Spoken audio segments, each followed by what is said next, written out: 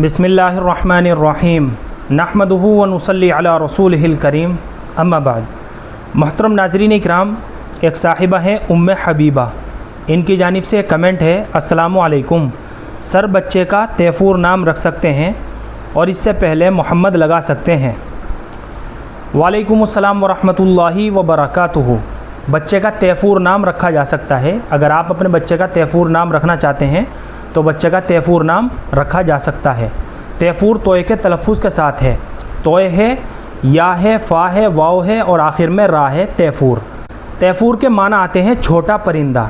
इसके अलावा इस नाम का इस्तेमाल बुज़ुर्गान दीन के नामों में भी मिलता है। ताजुल उरूस एक किताब है, उसके अंदर बायज़ीद बस्तामी रहमतुल्लाह अलैह के ताल्लुक़ से लिखा गया है कि हज़रत बायज़ीद बस्तामी रहमतुल्लाह अलैह का जो असल नाम था वो तैफूर ही था। पूरा नाम तैफूर बिन ईसा था। इसी तरह एक बुज़ुर्ग और हैं, अल्लामा अबू अब्दुल्ला मोहम्मद बिन तैफूर।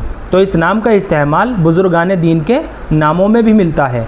और नाम रखने का अफजल तरीका भी यही है। ख़ास तौर से लड़कों के नाम अम्बिया इकराम, सहाबा इकराम या फिर बुज़ुर्गान दीन, उम्मत के जो नेक और बरगुज़ीदा लोग गुज़रे हैं, उनके नामों पर बच्चों के नाम रखने चाहिए ताकि उन नामों की निस्बत हमारे बच्चों को भी हासिल हो जाए।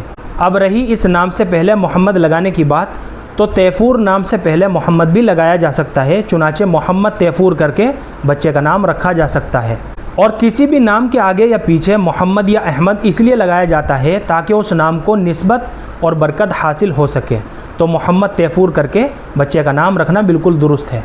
उम्मीद करता हूँ कि आपको अच्छी तरह समझ में आ गया होगा। अल्लाह हम सबको सुन्नत व शरीयत पर पाबंद फरमाए। फ़क़त वल्लाहु आलम।